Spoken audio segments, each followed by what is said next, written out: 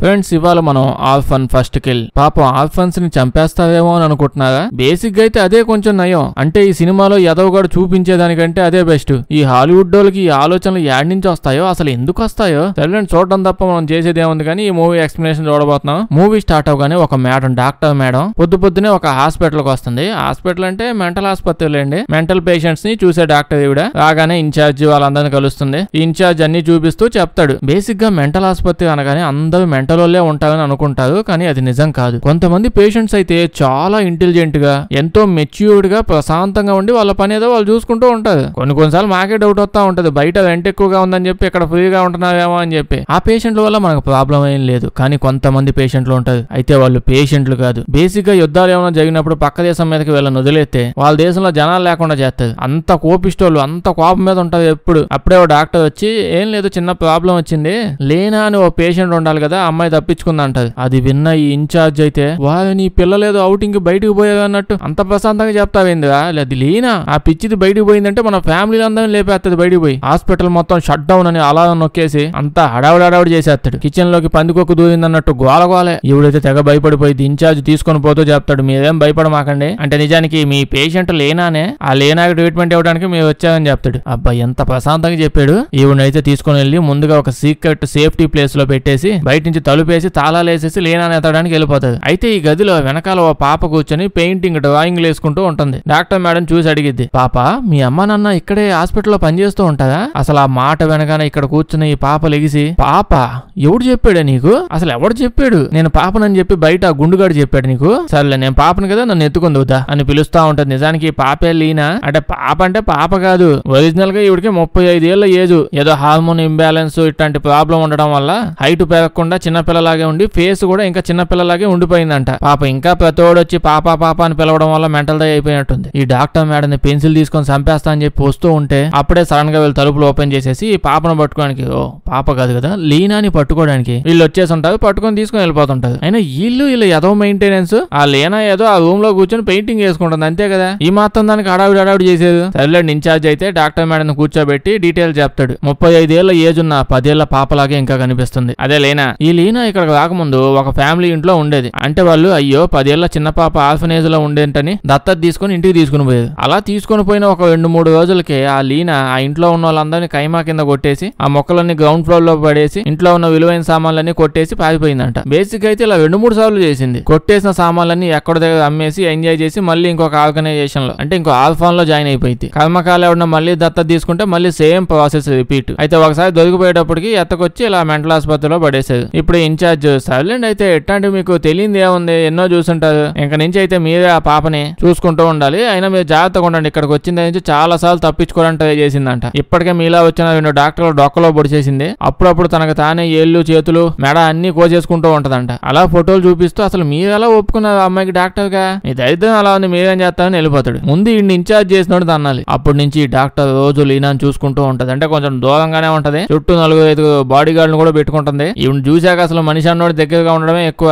అయితే ఈ లీనా పెయింటింగ్స్ చాలా బాగా వేస్తుంది. ఒక రోజు అలా పెయింటింగ్ వేస్తూ ఆ పక్కనే ఉన్న ఇంకో పేషెంట్ ఒక ఆవిడ ఉంది, ఆవిడ కూడా పెయింటింగ్ వేస్తుంటే ఆవిడకి పిచ్చి కోపం వచ్చేలా మాట్లాడుతుంటది. దాంతో ఈ డాక్టర్ బాగా భయపడిపోయింది. పనికి మళ్ళీ నాకు రోజుకో టార్చర్ చూపిస్తుంది, డాక్టర్ కోర్సులు అన్ని ఉండగా నేను ఈ పిచ్చి డాక్టర్ ఎందుకైనా అని చెప్పి బాధపడుతూ ఉంటది. నెక్స్ట్ డే లీనా అమెజాన్ నుంచి తనకి ఒక మంచి డ్రెస్ ఆర్డర్ పెట్టుకుంటది. అక్కడ మంచి ఫెసిలిటీస్ ఉంటాయిలేండి, ఏదైనా చేయొచ్చు, అమెరికా పోయినప్పుడు కావాలంటే ట్రై చేయండి. అయితే ఆ రోజు మెంటల్ ఆసుపత్రిలో ఎవరో కొత్త పోలీసు జాయిన్ అయ్యారని తెలియగానే ఈ పిల్ల వీడికి అద్భుతంగా స్వాగతం పలుకుదామని చెప్పి వాడిని పిలిచి నైస్ గా వీడిని మాట్లాడి వాడిని గోడకేసి గుద్ది చంపేస్తుంది. మరి గోడ గుద్దుకుంటున్నట్టు సౌండ్ వస్తున్నప్పుడు బయట ఉన్న వాళ్ళు వస్తారు కదా, బయట ఉన్న ఈ గార్డు కూడా వచ్చి ఏం చేస్తున్నావు అని అంటాడు. కనిపించలేదు. లీనా వెంటనే పక్కనే ఉన్న ఇంకో ఆ పెయింటర్ పేషెంట్ ఉండాలి, ఆవిడకి అసలే కోపం ఎక్కువ. ఆవిడకి మళ్ళీ లేనిపోని మాటలు చెప్పి ఆవిడ మీదకి వదిలేస్తుంది. ఈవిడ ఎవరో పర్సనల్ పిఏలా పెట్టుకున్నట్టుంది లీనాకి. ఇప్పుడు ఇవన్నీ ఎందుకు చేస్తుందంటే అక్కడి నుంచి తప్పించుకొని బయటకు వెళ్ళిపోవడానికి చేస్తుంది. కరెక్ట్ గా అదే టైంలో బ్యాగ్ అన్ని సర్ది పెట్టుకుంది, అక్కడి నుంచి బయటకు వచ్చేస్తుంది. అయితే అదే టైంలో డాక్టర్ మేడం కూడా ఇంటికి వెళ్తూ ఉంది. వెళ్దామని బండి ఆన్ చేస్తే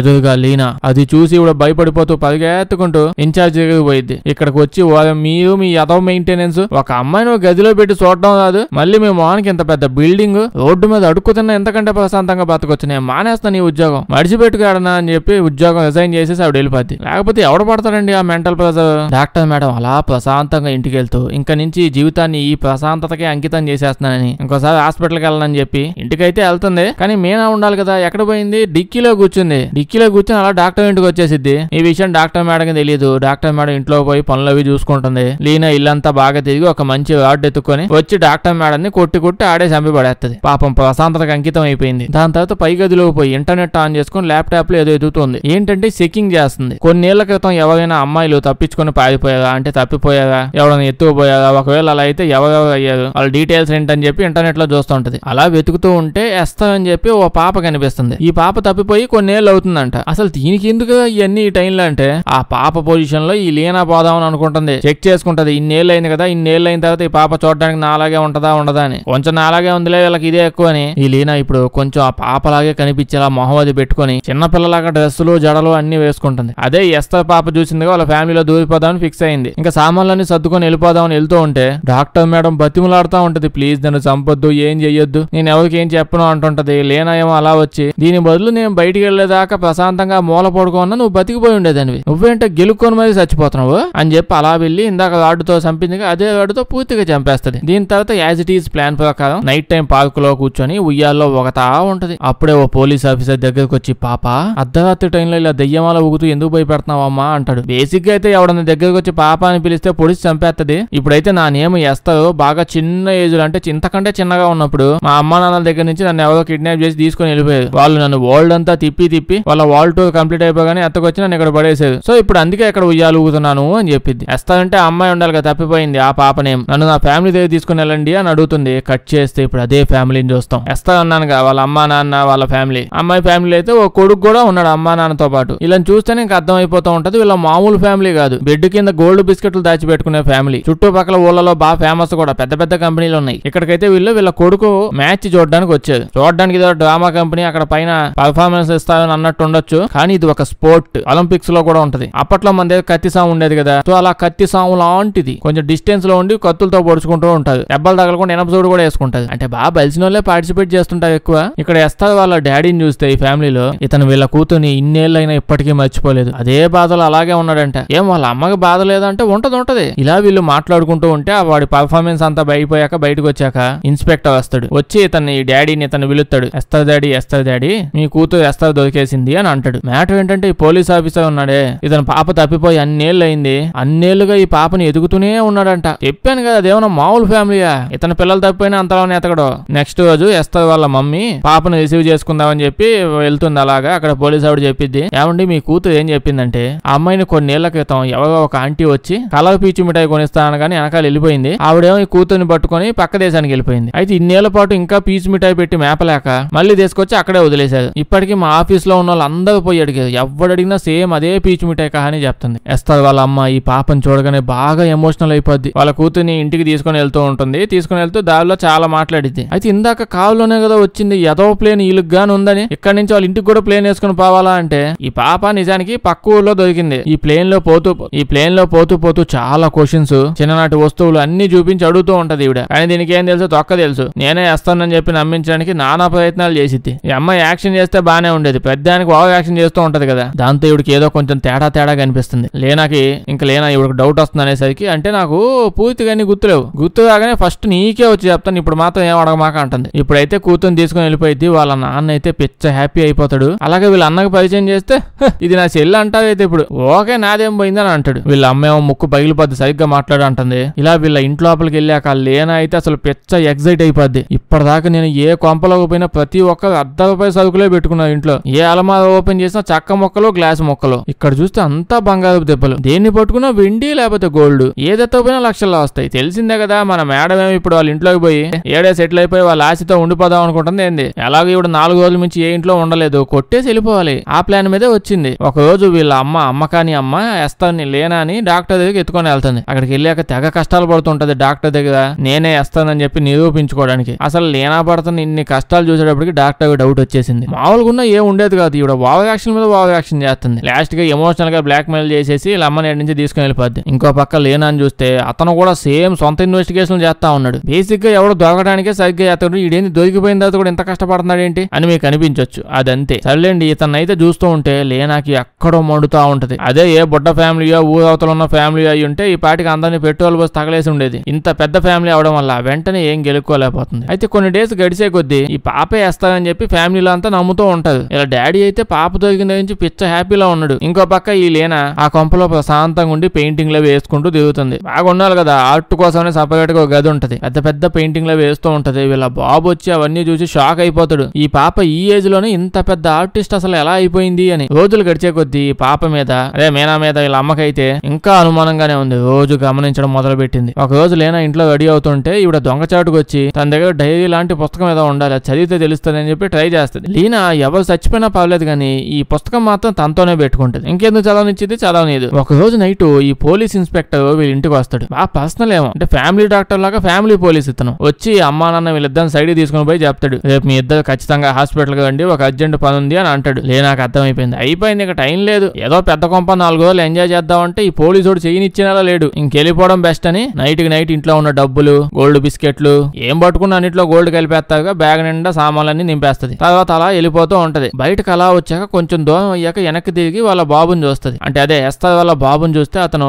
అర్ధరాత్రి పెయింటింగ్లు వేసుకుంటూ ఆ షెడ్ లో వాళ్ళ కూతురు వేసింది కదా అని పెయింటింగ్స్ చూసి ఆనందపడతా ఉంటాడు. లీలా దూరం నుంచి అలా అది చూసి ఆగిపోయి మళ్ళీ ఇంట్లో లోపలికి వెళ్ళిపోద్ది. ఏందిరా దీనికి కూడా సెంటిమెంట్లు ఉన్నాయా ఏంటంటే, మీరు ఎక్కువ ఆవేశపడమాకండి, అంత సీన్ లేదు దీనికి. అయితే నెక్స్ట్ రోజు ఏమైందంటే వీళ్ళ అమ్మా నాన్న ఎస్తా వాళ్ళ అమ్మా నాన్న ఫ్యామిలీ పార్టీ ఉందని చెప్పి ఏదో పార్టీకి వెళ్తుంటారు. సో ఇప్పుడు ఇంట్లో ఈ అమ్మాయి ఒక్కదాయే ఉంది. దాంతో పాటు వీళ్ళ అన్న ఈడు కూడా ఉంటాడు. అమ్మ బాబు బయటకు పోగానే ఇడు వెంటనే ఫ్రెండ్స్ అందరిని పిలిపించి ఇంట్లో పెద్ద పార్టీ పెట్టుకుంటాడు. అప్పుడే ఇక్కడికి మళ్ళీ పోలీస్ ఇన్స్పెక్టర్ వస్తాడు. ఇది ఇంట్లోనే ఒక రూమ్ తీసుకుని ఉండిపోతే బెస్ట్ అనుకుంటా. ఇతను వచ్చి ఏమంటాడంటే, నాకు కొంచెం పని ఉంది అని అంటాడు ఈ కొడుకుతో. ఇడితో ఈడేమంటాడు, మా అమ్మ నాన్న ఇంట్లో లేడు, మీకు ఏం పని ఉందో రేపేదండి, మా పార్టీలో మేము మా ఫ్రెండ్స్ వాడుతున్న సామాన్లన్నీ చూసారంటే అనవసరంగా హర్ట్ అవుతారు, వెళ్ళిపోండి అని అంటాడు. ఈడేమో నాకు అర్జెంట్ గా వాష్రూమ్ వస్తుంది, నేను టాయిలెట్ కు పోవాలి, తర్వాత నేను వెళ్ళిపోతాను అనగానే వాష్రూమ్ యాడుందో చెప్తాడు. అంటే ఇలా చెప్పి కావాలని లీనా గదిలోకి వెళ్తాడు. ఎందుకు అమ్మాయి యొక్క ఫింగర్ ప్రింట్స్ తీసుకుందామని వచ్చాడు. అంటే ఈ ఫింగర్ ప్రింట్స్ తీసుకొని తప్పిపోయిన అమ్మాయి ఫింగర్ ప్రింట్స్ మ్యాచ్ చేశారనుకోండి ఇంకా తెలిసిపోయింది కదా, అండర్ టేకర్ లాగా ఏదో ఒకటి వేసుకొని ఓ కొంప చుట్టూ ప్రదక్షిణాలు చేస్తూ ఉంటాడు. ఆ రోజు దొరికినప్పుడే ఇవన్నీ చేసుంటే అయిపోయి ఉండేది కదా. ఎప్పుడు ఫింగర్ ప్రింట్స్, బ్లడ్ శాంపుల్ ప్రతి ఒక్కరు తీసుకుంటారు ఆ సిచ్యువేషన్ లో. అప్పుడు తెలియదు అలా ఇప్పుడు వచ్చేసే ఆలోచనలన్నీ. తల్లిండి ఇక్కడికి వచ్చి ఒక సీడీ అంటారండి, అప్పట్లో రౌండ్ గా అందరూ ఇవే వాడేవాళ్ళు, ఇది తీసుకొని పార్సిల్ చేసి వెళ్ళిపోతుంటాడు. కానీ లేనా ఇదంతా చూసేసి ఉంటది. బాగా నైట్ అయిపోయిన తర్వాత ఇలా అమ్మా నాన్న ఇద్దరు ఇంటికి వచ్చేసి ఉంటది. ఇంటికి రాగానే వాళ్ళ మమ్మీ వెంటనే ఎస్తర్ గదిలోకి వెళ్ళిద్ది. పడుకుందా లేకపోతే ఇంకేమైనా చేస్తుందా అని చూడడానికి వెళ్ళి ఉంటదిలేండి. వెళ్తే అసలు ఎక్కడ కనిపించట్లా. కానీ అక్కడ లేనా ఓ పుస్తకం పట్టుకుని దిగుతుంది. అదైతే ఉంటది. అది ఓపెన్ చూస్తే అదేదో డైరీ ఏమో అనుకున్నా. అన్ని మంచి అలవాట్లు ఎందుకు ఉంటాయిలేండి ఇవిడికి, అదేదో పిచ్చి పుస్తకం లాగా ఉంటది. అందులోనే ఫోటోలు ఉంటాయి, వాళ్ళ పాత ఫ్యామిలీ, ఇప్పుడు దాకా ఎన్ని ఫ్యామిలీలు లేపేసిందో వాళ్ళందరి ఫోటోలు, అంతోపాటు వీళ్ళ ఫోటోలు కూడా ఉంటాయి. వీళ్ళ ఫోటోలు అయితే ఇవిడ మొహం మీద గీక్ వదిలేసి ఉంటది. ఇంకో పక్క ఇన్స్పెక్టర్ చూస్తే అతను ఆ ఫింగర్ ప్రింట్స్ తీసుకొని వచ్చి చిన్నప్పుడు పాప దాంతో చెక్ చేస్తాడు. చేస్తే ఉంది ఏ పోతే మాత్రం మనకు తెలియదైంది, ఆ రెండు మ్యాచ్ అవ్వవు. వీడికి అర్థమైపోయింది వస్తారు కాదు ఇంకెవరు అని. ఫస్ట్ రోజు చేయాల్సిన పని లాస్ట్ రోజు చేస్తున్నాడు. ఇంక అమ్మాయి సైలెంట్ గా ఎందుకు ఉంటది ఇన్ని రోజులు. వెనక నుంచి అలా వచ్చి మంచి పొడవాటి కత్తి తీసుకుని పొడి చేస్తుంది. ఇప్పుడు అర్థం ఏంటది, ఈ అమ్మాయి వేస్తారు కాదో హస్తారు అని చెప్పి. అంటే చంపడం అంటే మామూలు చంపడం కాదు, ఇది పొడిచి సైకోదానిలాగా దారుణంగా చంపేస్తుంది. చంపుతో చెప్పిద్ది, ఇప్పటిదాకా ఆ ఫ్యామిలీలో ఎవ్వరికి నా మీద డౌట్ రాలేదు, నువ్వు చచ్చిపోయాక ఇంకా మొత్తం మీద ఎవరికి డౌట్ ఉండదు, ఈ ఫ్యామిలీలోనే ఉండిపోతాను నేను అని అంటది. అప్పుడు ఈ పోలీస్ ఆయన అంత ఆవేశపడమాకమ్మా, ఇప్పుడు దాకా ఇవన్నీ చేస్తుంది మీ అమ్మే, అదే వేస్తారు వాళ్ళ అమ్మే, ఆ ఫ్యామిలీ అంతా ఏదో పెద్ద గాంధీజీ ఫ్యామిలీ అనుకుంటున్నా, తిన్నదాకా వాళ్ళకి హెల్ప్ చేయడానికి వేస్తారు వాళ్ళ అమ్మే ఇదంతా చెయ్యించింది అని చెప్పి ఏదో వాగుతూ ఉంటాడు. కరెక్ట్ గా అదే టైంకి వేస్తారు వాళ్ళ అమ్మ ఆవిడ వచ్చి తుపాకీ తీసుకుని ఇతన్ని టపా పెటా కాల్చి పడేస్తుంటది. ఇతను బాడీ గానీ పోలీసులు దొరికింది అనుకోండి, తీవ్రవాదుల చేతుల్లో పోరాడి చచ్చిపోయామని అనుకుంటారేమో. వాళ్ళకి మాత్రం ఎలా అర్థం అయింది, ఇద్దరు 35 ఏళ్ల ఏజ్ ఉన్న మహిళలు వచ్చి ఒక కత్తితోనూ ఒక తుపాకుతోనూ పొడిచికాయలు చంపేసేదని. ఈవిడ కాలుస్తే ఏమనిద్దంటే, నువ్వేమి వేస్తావో బెస్తావో నా కూతురు కాదన్న విషయం నాకు తెలుసు, అదొక్కటే కాదు నీకు 35 ఏళ్ల ఏజ్ ఉంటదన్న విషయం కూడా నాకు తెలుసు, మా ఆయన అంటే కూతురు మీద ప్రేమతో గుడ్డోడైపోయాడేమో కానీ నాకు గల్లు కనిపివా ఏంది, ఏదో కొండ కప్ప మొహం వేసుకుని అట్ట తిరుగుతా ఉంటే మాకు తెలియదు, మరి నువ్వు చిన్న పాప కాదని మాకు తెలుసు. అయితే నువ్వు ఆ రోజు సామాన్లన్నీ సంచికేసుకుని బయటికి వెళ్ళిపోవడానికి ట్రై చేసావు, నువ్వు వెళ్ళలేదు, అయినా ఎందుకు వెళ్ళలేదు చెప్పు అంటే దానికి లేనాయేమో, చూడు ఇద్దరు సేమ్ ఏజ్ గ్రూప్ కాబట్టి ప్రశాంతంగా చెప్తాను, నువ్వు నన్ను ఇక్కడ వదిలే నేను వెళ్ళిపోతాను, మిమ్మల్ని ఎవరిని నేను ఏం చేయను, ఎవరి గురించి ఏమీ మాట్లాడను, ఈ పోలీస్ ఆయన గురించి ఎవడన్నా ఏమని అడిగినా ఇన్నేళ్ల పాటు తను చేసిన ధైర్య సాహసాలకు మెచ్చుకొని 4 నక్సలైట్లు వచ్చి కాల్చి చంపేశానని చెప్తాను, నన్ను మాత్రం వదిలే నేను వెళ్ళిపోతాను అంటది. దానికి ఈవిడేమో అబ్బబ్బబ్బా బేసిక్ గా పంపించేసేదాన్ని అయితే నేను ఆ రోజే ఆ ఏరోప్లేన్ లో వస్తున్నప్పుడే నేను కిటికీలోంచి బయటకు దోసేసేదాన్ని, నేను అసలు 2 సార్లు ఎస్తాన్ని కోల్పోలేను అని చెప్పి అంటుంది. నాకు అర్థం కావట్లా, మెంటల్ ఆసుపత్రిలో దీన్ని దాయం చేయించాలి అన్ను కాదు అని అనుకుంటుంటే ఇప్పుడు మ్యాటర్ చెప్పిద్ది ఏమనుకుంటున్నారు, కొన్నేళ్లకు ముందు ఎస్తర్ ఇలా కూతురు ఉంది కదా, ఏ పనికి మనలో వచ్చి కిడ్నాప్ చేసి తీసుకుని వెళ్ళాలి, అలా అయితే ఎవడో ఒక డబ్బులు అడుగుండేవాడు కదా, చిన్నప్పుడు అన్నా చెల్లెలు ఇద్దరు, ఇప్పుడు కొడుకు కూడా ఉన్నాడుగా, ఇలా అన్నా చెల్లెలు ఇద్దరు ఉంటారు, ఆడుకుంటూ గొడవ పడుతూ ఆ టైంలో వాళ్ళ అన్నకి సైకోస్ వచ్చినట్టు కోపం ఎక్కువ వచ్చి వాళ్ళ కూతురుని బిల్డింగ్ మీద తోసేసాడంట. దాని వల్ల వీళ్ళ కూతురు పైనుంచి కింద పడి చచ్చిపోయింది పాపం. ఈవిడికేమో వాళ్ళ కూతురు అంటే పిచ్చిగా ఇష్టం. అలాగని సొంత కొడుకుని సెంట్రల్ జైల్లో వేయించలేదు కదా, కొడుకంటే కూడా ఇష్టమే. అందుకే వేస్తారు మా పాప తప్పిపోయింది ఆవిడ ఎత్తుకెళ్ళిపోయాడని చెప్పి ఏదో కానీలని చెప్పి. అందుకే వీళ్ళ అన్న స్టార్టింగ్ మీనాన్ని చూడగానే ఇది నా చెల్లెలు ఓకే అని అన్నాడు కదా. అయితే ఈవిడికి ఏం దోలొచ్చింది, ఎందుకు ఇలా ఉంచింది అంటే ఈవిడ హస్బెండ్ గురించి తెలిసిందే కదా. అప్పటి నుంచి సాడ్ ఫేస్ వేసుకొని దిగుతూనే ఉన్నాడు. వీళ్ళ కూతురు వచ్చిన దగ్గర నుంచి కొంచెం నార్మల్ అయ్యాడు. ఇప్పుడు ఇది మళ్ళీ వచ్చి మళ్ళీ తప్పించుకుని వెళ్ళిపోయింది అనుకోండి, తెలిసింది అనుకోండి ఇంకెటు కాకుండా పోతాడేమో అని వెళ్ళొద్దని చెప్తుంది. అలాంటప్పుడు అన్ని తెలిసి ఈ పోలీస్ ఇన్స్పెక్టర్ ని వెనకెందుకు పెట్టిందంటే అదే మీనా వెనక బేసిక్ గా కూతురు అని చెప్పి ఇంకెవరైనా వచ్చుంటే బానే ఉండేది. కానీ మన లీనా మరీ దారుణంగా ఎండకప్ప మొహం వేసుకుని దిగుతుందాయే నేను చిన్నపిల్లని అని చెప్పి అక్కడ ఏదో తేడా కొట్టి కనుక్కోవడానికి ట్రై చేసింది. తల్లిదండ్రులు ఏమనిదంటే నా హస్బెండ్ ఇప్పుడిప్పుడే బాగుపడుతున్నాడు, చాలా ఏళ్ల తర్వాత మన పార్టీకి రమ్మంటే పార్టీకి కూడా ఎగురుకుంటూ వచ్చాడు, ఇంకా నుంచి నువ్వు ఇక్కడే ఉండి నేను చెప్పినట్టు చెయ్యాలి అని అంటుంది. ఇప్పుడు ఇద్దరు కలిసి ఇన్స్పెక్టర్ శవం మాయం చేయాలిగా బాడీని తీసుకుపోయి ఎస్తారు. వీళ్ళ కూతుర్ని ఎక్కడైతే పడేసిందో ఈయన కూడా ఎత్తపోయి అక్కడే పడేస్తుంది. ఇంకా ఎన్ని సేవలు వేస్తారు ఇందులో. తర్వాత ఇద్దరు ఇంటికి వెళ్ళిపోతారు. ఇప్పుడైతే వాళ్ళ కొడుకుతో చెప్పిద్ది పిచ్చి సచ్చినాడు, ఎన్నిసార్లు చెప్పాను దాని మీద కన్నేసి ఉంచమని చెప్పి, నువ్వు రెడీగా ఉండు దాన్ని చంపేసే టైం ఏదో ఒక రోజు వచ్చింది అని అంటది. ఇంకా కొన్ని రోజులు గడిచే కొద్దీ ఇంకా మీనాకి ట్రైనింగ్ ఇస్తూ ఉంటది. ఎస్తా ఎలా ఉంటది, ఎలా బిహేవ్ చేయాలి, అలా డాక్టర్ ఉంది కదా ఆవిడకి చాలా డౌట్ ఉంది, ఆవిడని కూడా ఎలా కన్విన్స్ చేయాలి అన్ని విషయాలు ఒక్కటి చెప్తూ ఉంటది. అలా చాలా రోజులు అయిపోయింది. ఒక రోజు ఈవిడ మీనాకి ఫుడ్ తయారు చేసి తీసుకొని వస్తుంది. కానీ లీనాకి ఏదో డౌట్ వచ్చి అది తినకుండా తీసుకొని వచ్చి ఇంట్లో ఒక ఎలకుంటే ఎలక పెట్టిద్ది. పాపం ఎలక వాంతులు చేసుకుని చచ్చిపోయింది. ఇంకా లీనాకి అర్థం అయిపోయింది నన్ను చంపేయడానికి ట్రై చేస్తున్నా వీళ్ళు, ఫుడ్ లేదో కలిపాదని. ఇదేం చేసింది ఆ ఎలకని తీసుకుని పోయి వాళ్ళ అమ్మ తాగే డ్రింక్ లో కలిపేస్తుంది. ఇంకా నుంచి మరీ పిచ్చి పుల్లలాగా తనుకుంటా ఉంటది.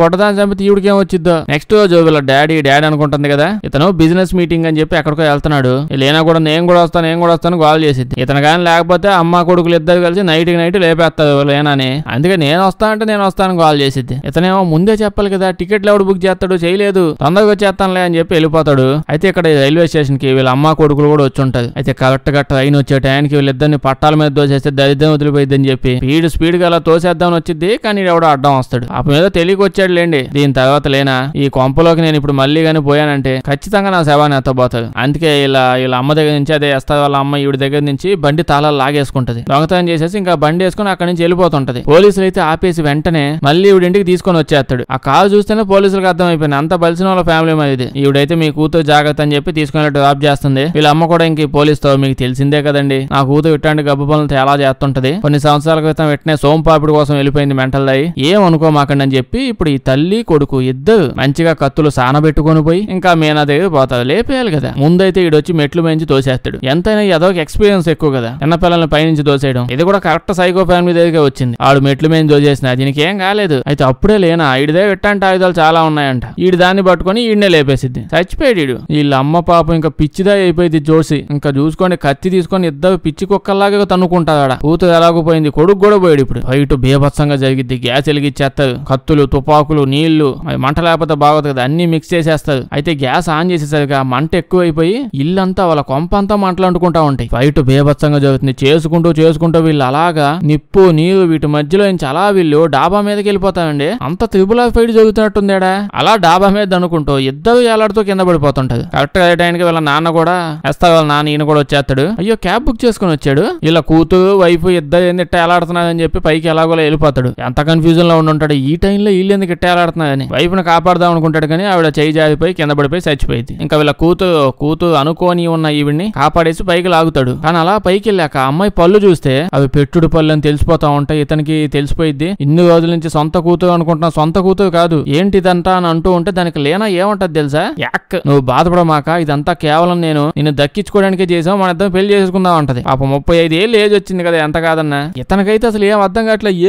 ఏంది ఎవరే నువ్వు ఈ సోదంతా ఇనేదానికంటే నేను దూకి చచ్చిపోతాను. అతను కూడా బిల్డింగ్ మీద దూకి చచ్చిపోతాడు. అంటే కొంచెం సైడ్ నుంచి లైట్ గా అలా తోసేసిద్ది అనుకోండి. ఇదే అతను ఎక్కువ గాలి చేస్తాడని అలా ఇంకో ఫ్యామిలీని కూడా సక్సెస్ఫుల్ గా లేపేసింది. దీని తర్వాత కాలిపోతున్న ఆ ఇంటి లోపలికి వెళ్ళిపోయి అలా కూర్చొని ఇది కూడా మంటల్లో పశ్చాత్తాపంతో చచ్చిపోయింది అనుకుంటున్నారా. అలా తెలివితేటలు ఉంటాయి దీనికి. హాలీవుడ్ వాళ్ళు ఎట్ట చేయరు. వాళ్ళ సినిమా క్లైమాక్స్ లో ఎప్పుడైనా సరే విలన్లు సైకోలు ఇల్లే గెలుస్తారు. శుభ్రంగా బట్టలు వేసుకుని 4 బంగారు సామాన్లన్నీ మూట కట్టుకుని బయటికి వెళ్ళి బతకాలి కదా. ఇప్పుడు మంటలోంచి నడుచుకుంటూ వచ్చేస్తది. ఇప్పుడు డైరెక్ట్ గా డాక్టర్ దగ్గరికి ఇప్పుడు వెళ్ళిపోయి పోలీసుని కూడా పిలిపించి నా జీవితం నాశనం అయిపోయిందండి, చిన్నప్పుడు నేను తప్పించుకొని వరల్డ్ టూర్ చేశాను, ఇప్పుడు చూస్తేనేమో మా అమ్మా నాన్న మంటల్లో పడి చచ్చిపోయావు, నేను ఇప్పుడు ఒక అనాథని అంటే పోలీస్ అయినేమో నువ్వు బాధపడ మాకు ఇంకో ఫ్యామిలీని ఎత్తికి పెట్టాం. అసలే మీద రిచ్ ఫ్యామిలీ కదా, నిన్ను దత్తత తీసుకొని జనాలు చచ్చిపోతుంటది. ఇంకా ఫ్యామిలీని ఎతికేలా అంటాడు, అలా నవ్వుతుంది, సినిమా అయిపోద్ది. వీడియో వేస్తే లైక్ చేయడం మర్చిపోద్దే. కొంచెం బాగా వింత సినిమాలు ఏమైనా ఉంటే చెప్పండి, చేద్దాం. అందరూ చూసేసిన సినిమాలు వద్దు. వీడియో వేస్తే మీ ఫ్రెండ్స్ కి షేర్ చేసేయండి. సబ్స్క్రైబ్ చేయడం మర్చిపోవద్దు, లేకపోతే మన వీడియోస్ నోటిఫికేషన్ మీకు రావు. Thank you.